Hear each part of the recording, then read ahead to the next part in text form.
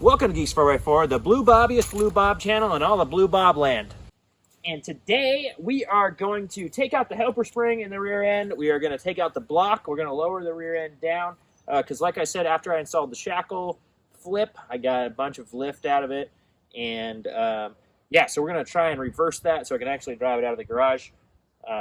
Sneak preview, this is done already. But anyway, we're going to show you guys how we did all that. And then we are going to build a custom rear bumper. So we're starting on the custom things. We're starting on the fabrication. I'm going to need help. I've got some things that I want to show you guys at the end of this video. So please stay tuned if you got some fabrication tips for me. I know some of you guys are really enjoying helping, and I really, really, really appreciate it because I'm not the fabrication guy, but I'm learning. I'm getting better. So anyway, let's not forget, don't forget to like and subscribe. And don't forget, Trail Hero is next week in Sand Hollow, Utah. I'm going to be there probably with Mater, unless the ZJ is still not sold. Then I might bring the ZJ down. I'm not really sure. Either the ZJ or Mater. Stick to my Instagram. I might even live update you guys as to what vehicle I've got. But anyway, let's get to working on Blue Bob for today. All right, so with the top plate off, you can see this is the pin that holds all of these leaves together. And you can see the block is loose now. So I have the other side loose, so I'm gonna pull that block out of there. And then I'm gonna clamp this. I'm gonna clamp these springs together, because if I don't, they might move or fall apart when I pull that pin out. So I want to clamp them nice and tight, so that when I drop this out, it'll go right back in. I'm gonna put a little bit of spacers on this. I'm probably gonna find a shorter one if this is the route I end up taking. I'm also going to reuse the U-bolts when I put it back together. You guys know, well, maybe you know, this axle is not going to stay in this thing, so it's going to get a newer axle. And so when I get the newer axle and stuff and I do all that, I will do U-bolts at that point. Right now, this is just to put it together and see what the height is and stuff like that. So don't worry, I'm not going to reuse U-bolts, but just for the time being, and this is really not going to get driven the time being. So, all right, on to the next. I'm going to undo this as a 9/16 and get this bottom spring out of there. All right, that is what the helper spring looks like. You should have a bump stop here on yours. If your bump stop looks like that and you want to keep the helper spring, I'd put a new bump stop on it. This is the pin. Just grabbed it with a pair of vice grips when it started spinning. It's not super tight, but definitely use some break-free type stuff. Liquid wrench is what I'm using. Yeah, and then it needs a couple of washers on top of it. I'm putting 7/16 lock washers because they're thicker, and I'm putting this thing right back in there. And that is what it looks like when I'm done. So like I said, I have 2 lock washers sitting in there, and then just release my clamp, and this axle is ready to go up a couple inches. Line the pins up, put the cap back on, U-bolt back on, and we're going to lose a couple inches of lift here real quick. So with adding those spacers, the other side dropped right on and sat flat. Now this side is rocking. So I need to make the center hole just a little bit bigger so that it fits around those spacers. It's not going to affect anything. This undercoating coming off of these things is just ridiculous. But yeah, I just need to make that center hole a little bit bigger. I already started drilling it out a little bit. But yeah, so it fits around and fits flat, because you don't need bend in this thing. Well, you know how I said I was not going to be super sketchy? Well, it turns out the threads on these are not actually long enough to tighten this down. So, welcome to Sketchville. We're going to put a nut underneath and use it to tighten these. Like I said, this is just temporary. I would never, ever, ever suggest to do this for anybody. I will not be running this down the road. I will not be doing anything like that. I just want it so I can sit and look at it and figure out if this is the right height. I think I'm probably going to end up adding just a little bit in here because I need to shift this axle backwards. So they make those little plates that I can shift the axle backwards, and I'm going to need that. So that'll add 1/2 inch or something. But I'm going to get new U-bolts anyway. I'm going to cut these so I can tighten them up, and I'm just going to tighten them with the impact. So it's not going to be tight, and I'm not driving it anywhere. So just don't do this. Just watch and enjoy. Don't do as I do. All right. All right. Well, there's what Sketchville looks like. But I'm going to run that just for a little bit, see what this thing looks like on the ground, and see how close we're getting to where we want to be. But yeah, that's what we got. That is removing the block, removing the helper spring, and I also moved that to the front hole.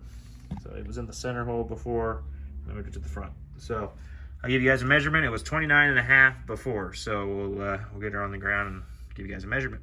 Okay, well, I promised you guys hub to fender well height after I took out the block and the extra spring and moved that. And I realized when I was editing that I did not get it for you. So let's make true on a promise here.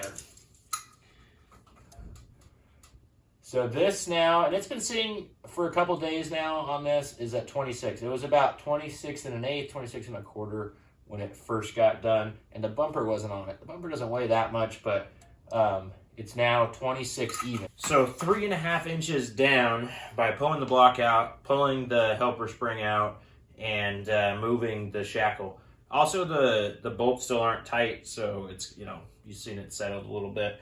But yeah, we'll see. We'll see what we end up with here. As of right now, I'm going to keep the stock springs.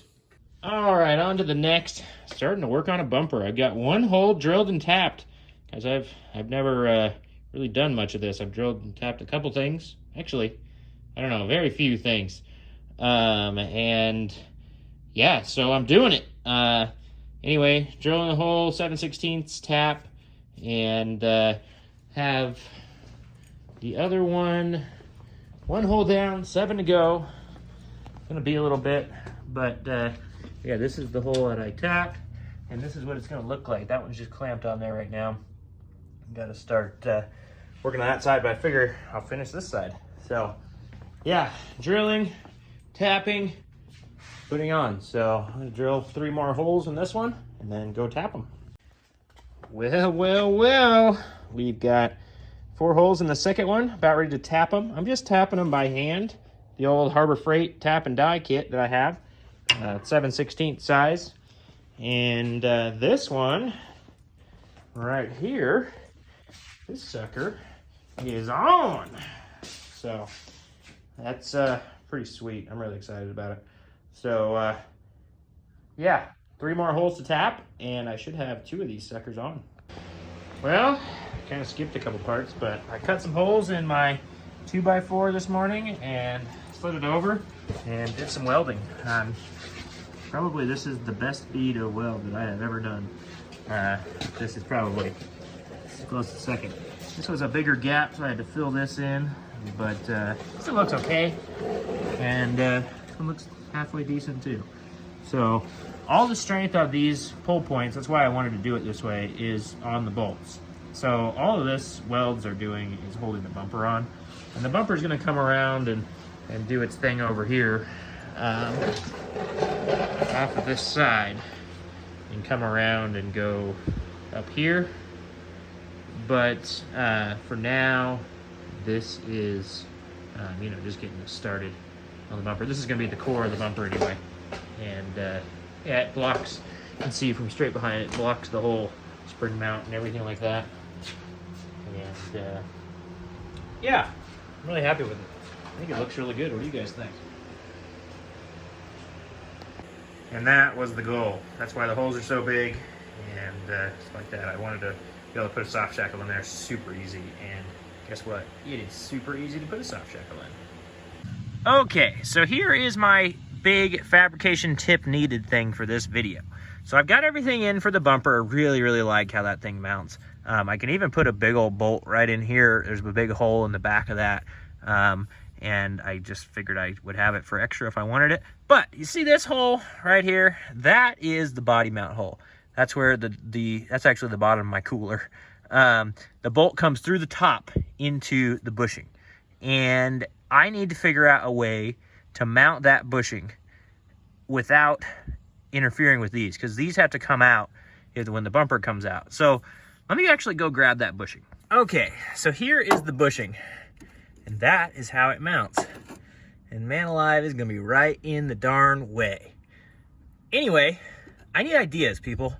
I can do a smaller bushing. I don't know what to do. But the body essentially is just sitting on the frame right there. It needs to be up a little bit because it kind of rattles as it goes down the road. But I've got to figure out how to put that bushing or another one, another idea I would take, and figure out how to build something here. My thought was to like come out over here and then bring it out to the bushing, but I don't really know. I don't know how to make that strong. I could even use these bolts. We could put something in there, just as long as these bolts can come out. The thing could sit over this. The shackle reverse thing is never going to come off. But I don't know. Tell me what you think. Draw it up on paper. Send me an email, geeks4x4@gmail.com. Send me comments, likes on Instagram, tag me on Instagram, whatever. Show me what you would do if you were in my situation. I got to figure out how to get these body mounts. I probably could move this hole up here, and that might be the ticket to get it.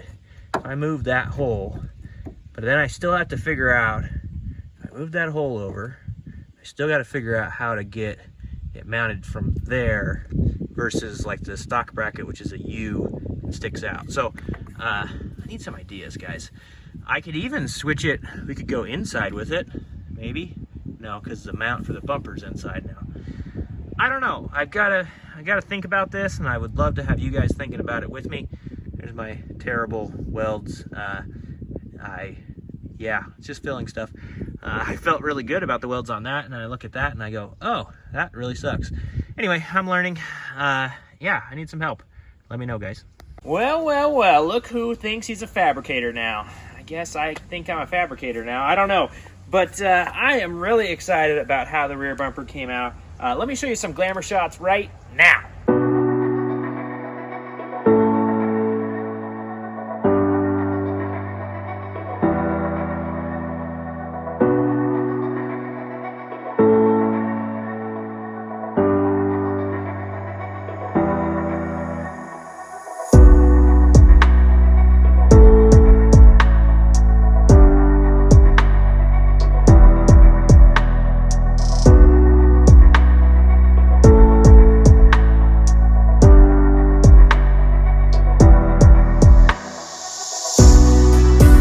Okay, so now that you've seen the glam, I really am happy with this. Like I said, it's going to be out to the side and come around the corner here and do some protection and stuff like that. I've been watching all the full-size Invasion videos and kind of getting ideas from what guys of big trucks have done.